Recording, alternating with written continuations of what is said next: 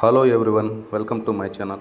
ఈ యొక్క వీడియోలో నేను త్వరలో జరగబోయేటటువంటి FA3 అంటే సెల్ఫ్ అసెస్మెంట్ మోడల్ పేపర్ 3 యొక్క ప్రశ్నాపత్రంలో మార్పులు అనేది చోటు చేసుకోవడం జరిగింది. నార్మల్గా మనకు FA1 అంటే ఫార్మేట్ అసెస్మెంట్ 1 కానీ self assessment model paper 1 or 2లో మనకు 20 మార్క్స్ అనేటువంటి ఎగ్జామ్ అనేది మనకు కండక్ట్ చేశారు. ఇప్పుడు ఈ యొక్క FA3 దగ్గర నుంచి 35 మార్కులు అంటే 35 మార్క్స్కి మనకు ఎగ్జామ్స్ అనేది కండక్ట్ చేయడం జరుగుతుంది.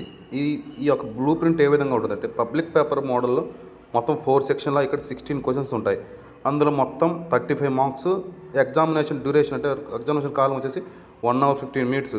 1 అవర్ 15 మినిట్స్ మనకు క్వశ్చన్ పేపర్ చదవడానికి 15 మినిట్స్ కేటాయిస్తారు. అలాగే ఇంక సెక్షన్ వైజ్ క్వశ్చన్స్ మనం చూసుకుంటే సెక్షన్ 1లో 7 1 మార్క్ క్వశ్చన్స్ అనేటువంటి మనకు ఉంటాయి.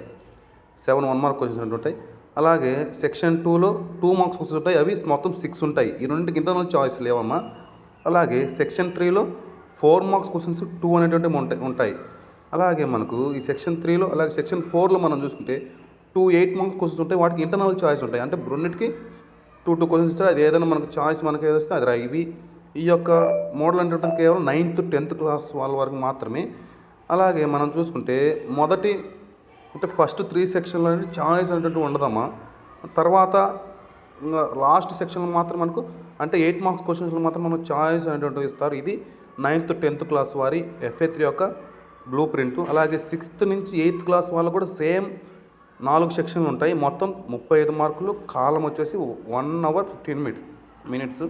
అలాగే అన్ని ప్రశ్నలకు సమాధానం రాయాలి. ఇక్కడ ఎటువంటి ఆప్షన్ అంటే ఇంటర్నల్ చాయిస్ అంటాడు.